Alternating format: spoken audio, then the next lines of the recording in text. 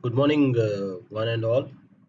Welcome to ProSeek Training Center for Tech Session, weekly tech session. Today's session is all about securing small to medium networks, that is LAN, local area networks. Let's say, for example, if there is a non-enterprise business, let's say there is a small business like a chartered accountancy firm or a supermarket or any of the retails much they have, whoever is selling directly to the customers, a merchandise. Okay, so that's a small business, you can say, or a small office which is doing some stock exchange work or something like that. So these are considered to be small to medium networks. Now, as a IT support personnel, now this today's session is about IT support as well as IT security. How a IT support person or what are the points a IT support person should consider to secure a local area network. And let me tell you, this is part of a curriculum we have for IT support. So here at ProSeek Training Center, we train freshers or professionals, whoever want to come into the IT networking and IT support. Or let's say you have been working in IT support and you want to improve your skills, then you're always welcome. We have a courses for the IT support, and in the IT support we teach a lot of things. To start with, we teach you what is operating system, what are the settings you have to manage in the operating system to secure the operating system. Okay, and also to optimize the operating system according to the business needs. Plus, we will also give you an idea about Linux, Windows 10, and Windows 7 end user operating system. Plus, we will also train you on various email clients, for example, like a Thunderbird or MS Outlook, how to configure that, how to take a backup of the PST files. Now, this course is aimed for freshers who want to start into IT from the scratch. Okay, so we do not assume that you have any knowledge of computers or IT to start in this course. So yeah, that's a very beginner level expectation we have from the students or whoever is joining us for this training. And we also teach here Linux server, Red Hat Linux server, and we'll also teach you about Cisco routers, Cisco switches, and wireless networking, and firewalls. What are the different types of firewalls and how to configure these firewalls? So altogether, in 2 months duration of this course, you will be learning end to end about how to support or how to be a level 1 or a level 2 person or level 2 network engineer or system engineer in any IT help desk for SMB businesses, or else you can also be a part of enterprise business. So we will also give you an idea about what is the IT help desk, how they work actually, and then we will also give you training in ITIL, so that you will have an idea about the entire life cycle of help desk altogether. Ticket, how to handle tickets, and how to prioritize your ticketing. That is most important thing. So these things we will be teaching you in IT support. So today session is part of that course. So we also have a cybersecurity course, but we are not going to touch base on that. This session is part of the IT support session. So here, this is the tool I wanted to introduce. So I'm not going to bore you with the PowerPoint presentation on all those things in this session. So straight away, I'm coming to the tool here. So for the people who are watching this, who do not have an idea about this tool is called as the Cisco Packet Tracer student version of this tool, which means it is free. And this one is developed by Cisco themselves. Cisco is a well-known vendor for routers, switches, and various IT infrastructure equipment. They manufacture world-class equipment. So irrespective of the business, they all have a small uh, like SMB customers are there. They have a equipment for them, and then for enterprise they have equipment, and the service providers they have equipment. So depending upon the various customers, they manufacture different types of equipment, and they're most reliable and most trusted people. So yeah, that's a bite about Cisco, and pretty much they designed this tool so that a fresher can easily learn what is network, how network works, what are the various protocols of the network. Okay, yeah. So these things, it's very easy. So let's start right away, hands on. Now, if you are watching this video and if you want to do practical along with this, you can Google Cisco Packet Tracer Student. It is free. You have to register at cisco.netacad.com, and you will be able to download this tool. Okay, so I'm not going to do that today. uh, and then once you install, this is how your tool looks like. Now here, how do we build a network? So let's say I want to add a computer. On the bottom left you have some inventory here. This area is inventory area. You just have to hover your mouse over this, so you will have end devices. So click on the end devices, then you will have a list of all the end devices available to you. So click on the PC PT, first one, just one click, add here. To add a machine, you just have to click once more. So we have added successfully one PC. The PC 0 is the default name given.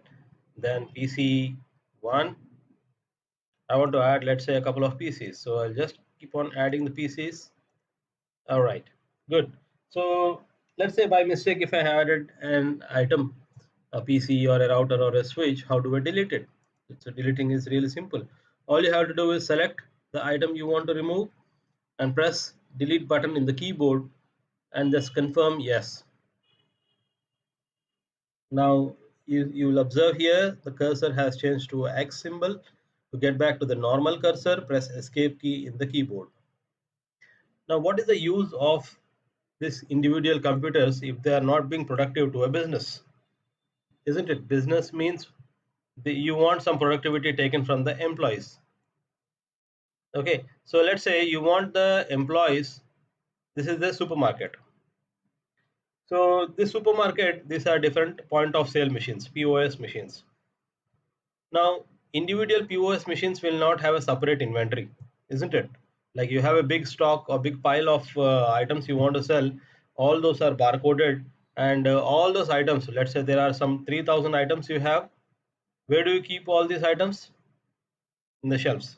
Of course, once they come to the point of sale machines, the barcode will scan them, and automatically the pricing and the item data will be available to each and every point of sale machines here. Okay, now where are these stored exactly? The barcode information. How does the barcode machine retrieve this information? So you must have some software. So where is this software installed? Again, this should be installed in a server. All right. So let's add a server. So that's our server. Now this server contains our database, or in fact some software, a web application software. Now this server is common server for all these three machines, and in order to share the resource in a network, okay, to these three PCs, you must connect them together. So we should have a wide network. So for that we have a switch here. Switch is on the top row, second item. Click on that and then select 2950 24 port switch. Click in this area. Now interconnect. So now to connect these machines, there are two ways. One, if you know exactly the cable which you want to use between this switch and the PC, then you can go ahead and straight away use the black copper cable, which is a straight through configured cable. And then this is how your cursor would look like once you click on the cable. Now let's say if you do not know which cable to use, then you can simply use this Thunderbolt symbol Automatically it will select a cable depending upon the devices which you want to connect to. Now I'm going to use a copper cable going manually. Now the first step in securing your network also comes here, that is whenever you have a switch, make sure that a switch has, when you're connecting the switch to the PCs, make sure you do it in one order. For example, if I click on this switch, if I look into the ports here, so you have, this is 24 port switch, so you have 1 2 3 4 5 up to 24 ports. Now when I am connecting end devices, I will usually start from 1 and then 2 and then 3, and I would go in that same order. Now if there is an important machine like a server, then that machine would usually go to the unique ports, which means maybe I'm going to choose 23, 24 or 22 port for connecting to the server. And also I'll make sure that I'm using different color cables for end machines and different color cable for the server, just to identify them physically. Let's say if an engineer goes to the switch box and looks at the switch, so he should not, by mistake remove the server cable. That would be catastrophic, isn't it? So I'll make sure that I'm using different colors. Okay, now how is this related to the security? I'll come back. Now in securing a small networks, one of the important terms or one of the important goals is availability. Availability is making sure that the server is available to any user 24/7. The server should be available always, or the resources should be available always 24/7 to all the machines. Not only server, maybe you are connecting to internet, then it should also be the same thing. Now coming back to the cabling connection. So let's click on the black cable, copper cable, click on the switch. Now I'm going to select the first port, fast Ethernet 0x1, click on PC1, fast Ethernet 0. Done. And that's it. So you would see two small colored dots here, one green and one orange. These are basically representing the LED dots on the real networks. Okay, so I'm going to repeat the same action, fast Ethernet 2 and then fast Ethernet 3 to PC 3. Now I'm going to connect port 24 to the server. Okay. Yeah, so that's our small network. So physically we have connected. Then what about the other ports? Now the major problem we are going to have in the networks is sometimes we have to go and work in a network which is already running. Obviously 99%, that is how it is. You are not going to build a network from the scratch and then you're going to do it. No, already there will be some network, you will be directly going and working on them. Now if you have network diagrams, that is really good. If you do not have network diagram, then try to build one or try to make one. That is the important step of securing a network. You should be aware of which cable is connected to which port and which end device. Otherwise what will happen, let's say if there is a hacker machine, I am a hacker, I have come here with my laptop. Now if the switch is connected to some wall jack here, some wall jack, and my laptop, I can actually use a patch cord to connect to that wall jack. Okay, so that may appear uh, a random port, so when I connect a random port, now if I'm getting a green LED here, that means I'm already on the network, and then I can do anything to this network. I can launch a denial of service attack or malware injection. I can do anything once I am on the network. Okay, so we have to mitigate this, or we have to stop these things from happening. So all the unused ports, remember, all the unused ports should be disabled or shut down. Now you can only do that if you are having a programmable switch. You can't do that on a regular switch which is just plug and play switch. The plug and play switches are not programmable switches. They have one setting which is done by the vendor, and that is the only setting you have for your entire network. Now if you want to have security in your network, replace that non-programmable switches with programmable switches. Of course they are a little expensive, but they are going to give you a lot of leverage to secure your network. For example, you can completely mitigate denial of service attacks from the unwanted users. How to disable the ports? Now every programmable switch will have some interface. The Cisco switches will have a beautiful command line interface. You should know Cisco switch commands. Now once you learn iOS commands, the same commands can be reused on other Cisco devices as well. For example, routers, almost the same commands will be there, especially the management part of the commands. So your learning curve will be really less once you learn these commands, and it won't take much more time, like maybe 2 or 3 days. If you practice, then you'll get these commands. Now I'm going to use a series of commands. So en is for enable. I'm going to go to privilege mode. Privilege mode would allow me to configure the settings of the switches. Then I'm going to the config mode. Now I'm going to use a series of commands to shut down all the unused ports. So I'm going to say interface range FA0 by 4 to 20. So this command, I'm selecting all the ports beginning from 4 up to port number 20, and I'm going to shut them down. Okay, so before I shut down, I want to configure some commands so that only end devices will be connected to these ports, not any other switches. For example, a hacker can bring another switch and connect it to one of the ports available, and he can extend the network further to his own network. So to avoid that, I want to make sure my switch ports are only connected to the end devices unless and until I say so. So switch port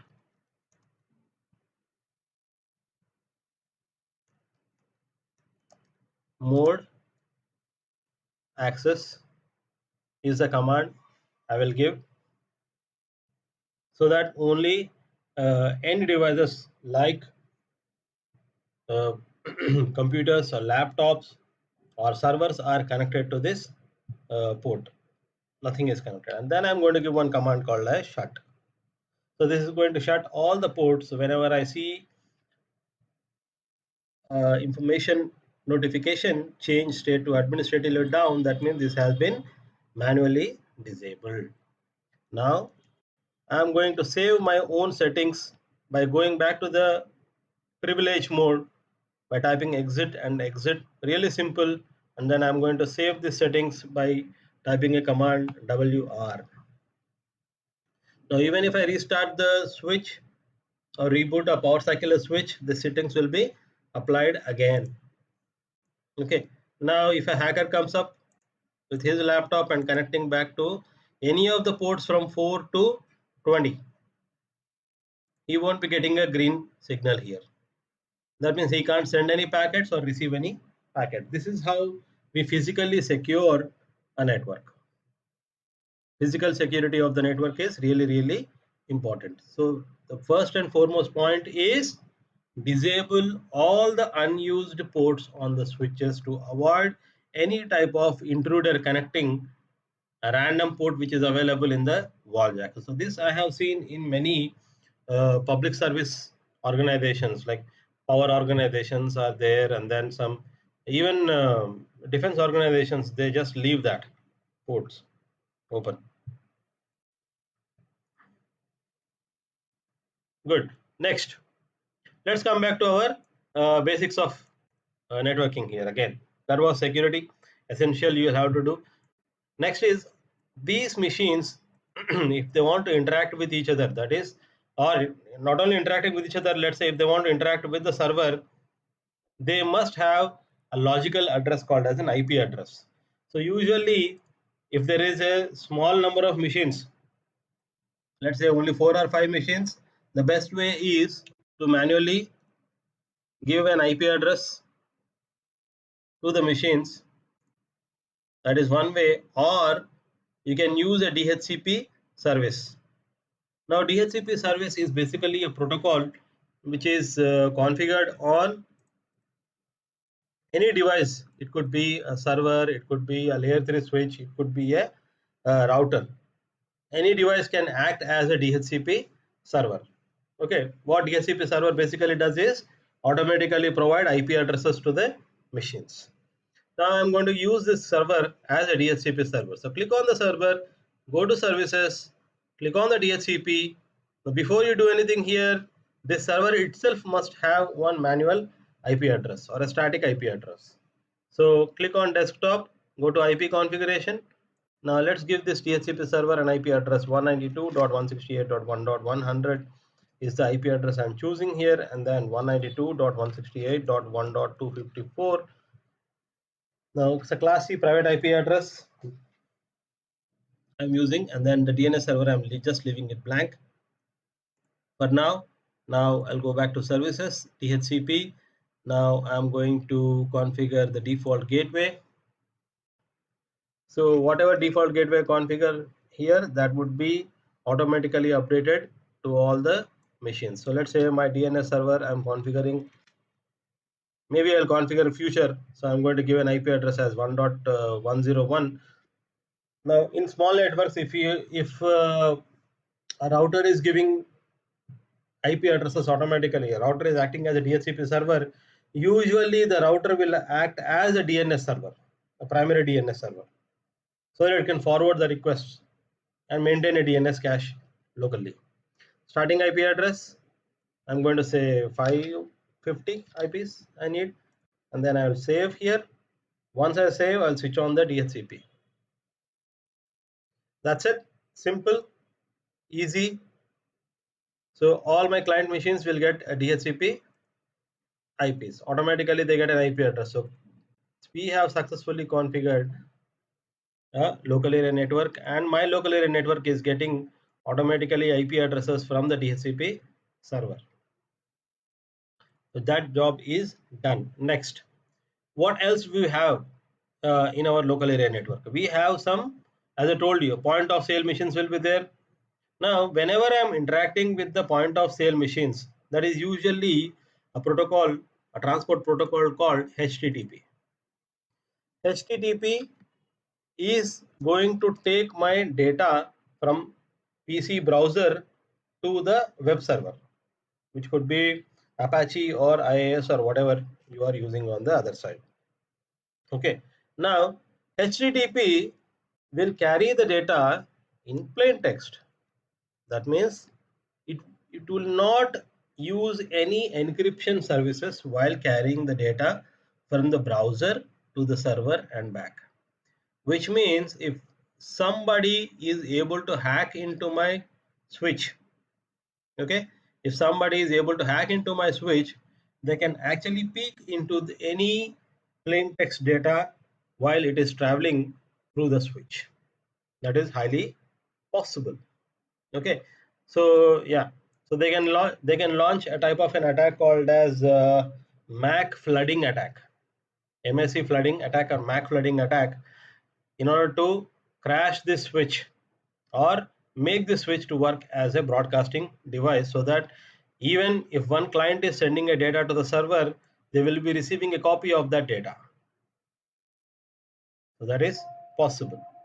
So when you want to secure your network, always go for HTTPS instead of HTTP. What is HTTPS? Well, basically the same protocol but with the security. So it is going to use encryption services. It is going to use encryption services like AES, or depending upon the type of configure cryptographic policy you are having, you'll be using that.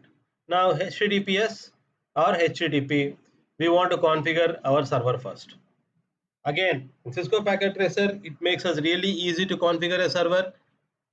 Once you click on the server, you'll go to services, then HTTP. Under HTTP, you have two options, HTTP or HTTPS. Now, most secure websites, they do not allow HTTP connections. They do not allow HTTP connections. They only want secure connections. So we are going to use that policy and going to turn off this HTTP completely. Now HTTPS is on. That is good. I'm going to modify if I want this file. Let's say I want to make it more identical website. So I'm going to say ProSeek training. Welcome to Cisco Packet Tracer. I'm going to say this one as a ProSeek training. Save. Yes. Now, how do I access this server? Well, basically, I should know the website name or domain name or the IP address of the website.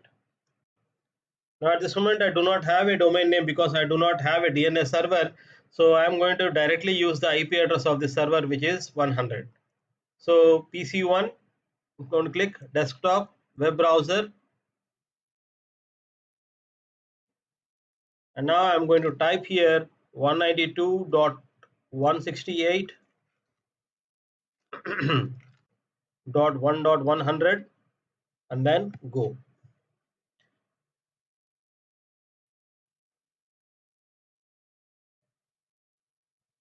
Now I got a request timeout because the default protocol is HTTP, and there is no service on the server which is serving HTTP pages, isn't it? HTTP protocol. So I'm going to add one S here and again make an second attempt to connect.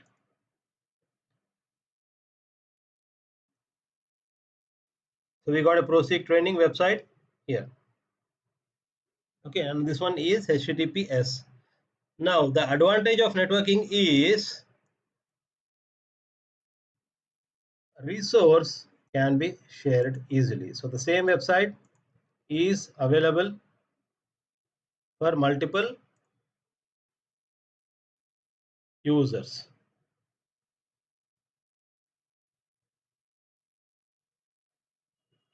Beautiful.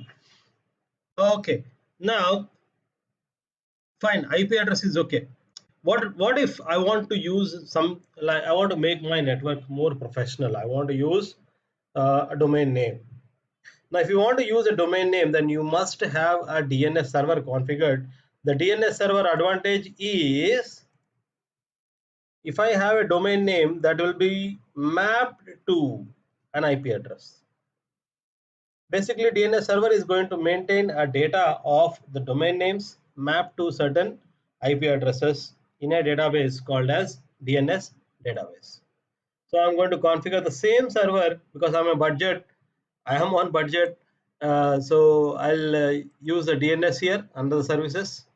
I'm going to switch on the DNS, and I'm going to say here name as www, or why don't I use actually a separate server so that it will be easy for you to understand. So click on end devices, click on server. Again, this is going to be my DNS server, so I'm going to connect this server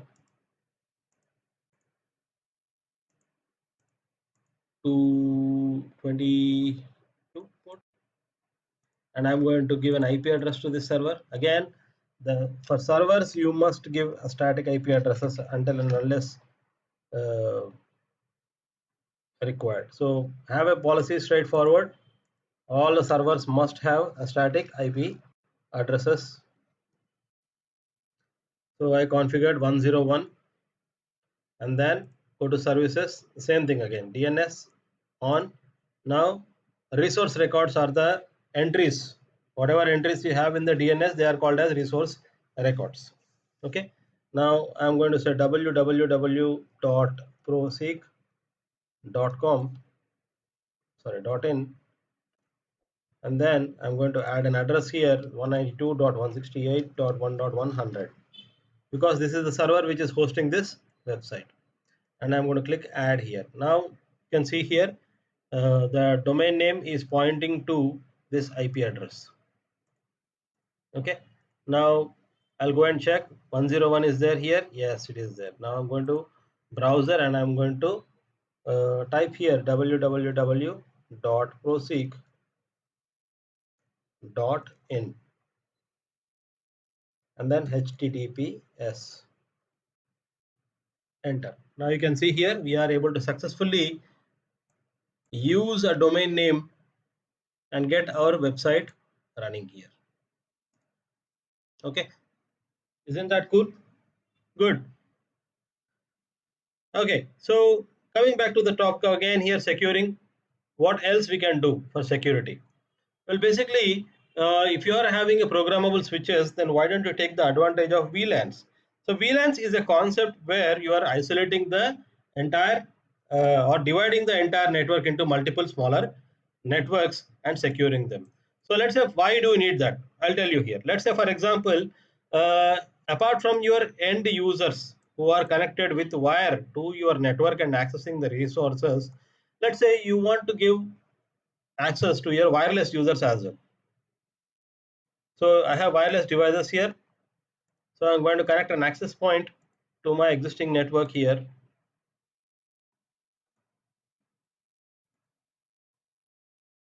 And then see, 4 is disabled. So I'm just, okay, why don't we use that? I'll tell you how to do that.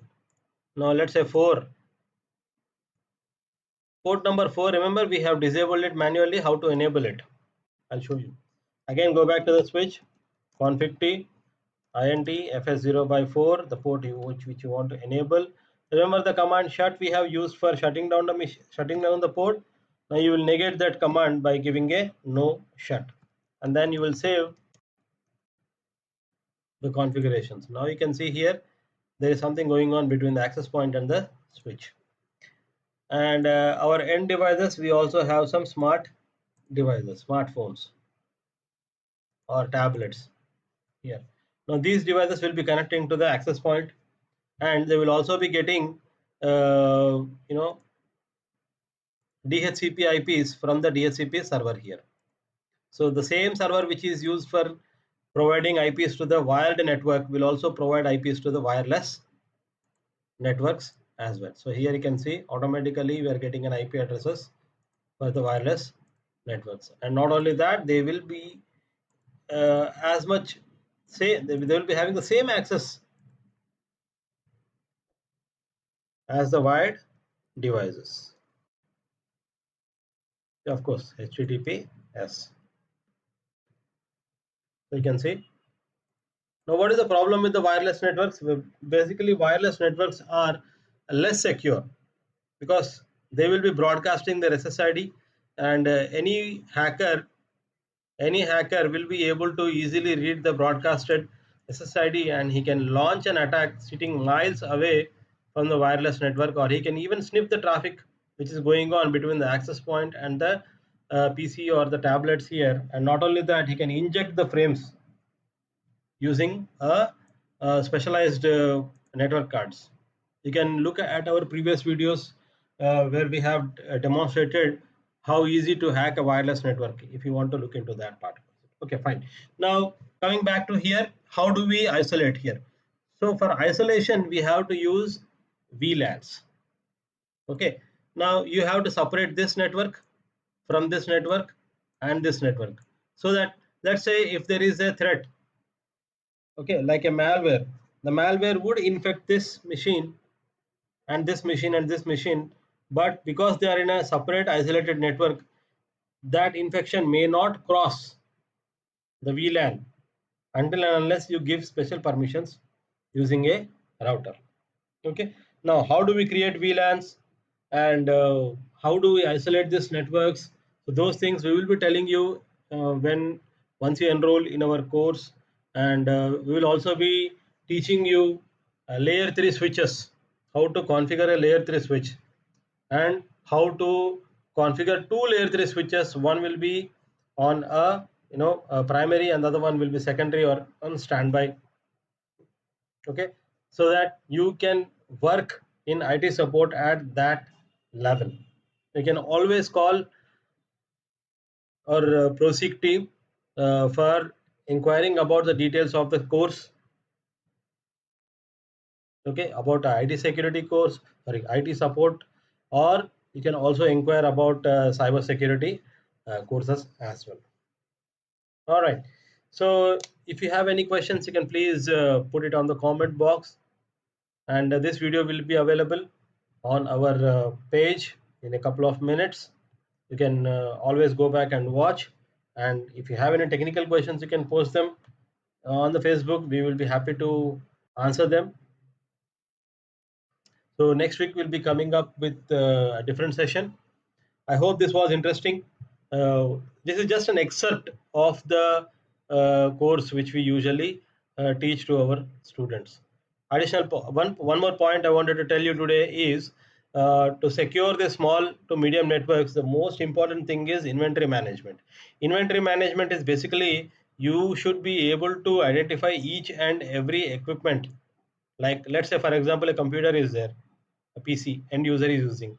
So which model is that? Is it make and model, like let's say Dell or HP or IBM Think Center, whatever you are having. Okay, and then you must also note the serial number of this machine. Not only this machine, if there is a switch and Cisco switch, which model, which make, and all this inventory you must have. You should know which are your own devices, which are not your own devices. Okay, and you have to put them in a Excel sheet template like this. So in our ProSeek, we will be see these things are only available in the enterprise class networks. But here at ProSeek, we will also be teaching you different templates which you will be using in the job real-time jobs. So all these things we will be doing it in real time. The same documents we will be showing it to you here, so that your training period will be very less, and interviewer will be really impressed if you tell them you already know these things, you know, how to update an inventory. Okay, so for example desktop inventory is there, equipment ID, the location where the desktop is, and then the department or the sub department, the brand, the serial number, the port number. Okay, and the configuration, whatever you are applying here, and then warranty, AMC, expiration date, networking equipment is there, then where it is, warranty expiring, WAN equipment, voice storage, servers, laptops, everything. So these, there are many other templates apart from this, again I'm saying you. So yeah, so at ProSeek Training Center for IT support, we give IT support training full-fledged, and most of the skills, whatever you will be using on the job, we will be training you here. Absolutely. Plus, you will be also having one project at the end of the training, which will be almost on par to the real-time project.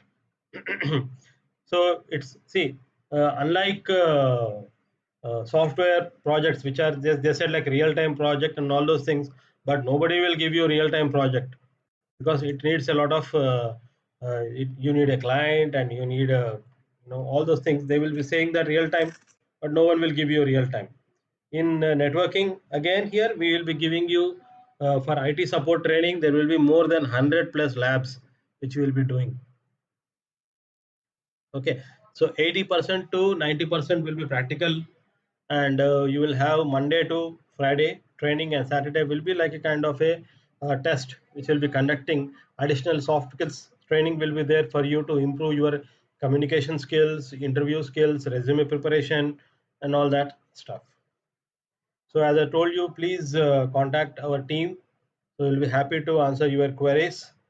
And thank you very much for joining us. So next week we'll be having another session with another interesting topic, both on IT support as well as uh, on cybersecurity. So if you have any special request from your side that you want us to take some topic, then please post it on the comments. So we'll be very happy to try that topic. Okay. So thank you very much, everyone. Have a nice day ahead.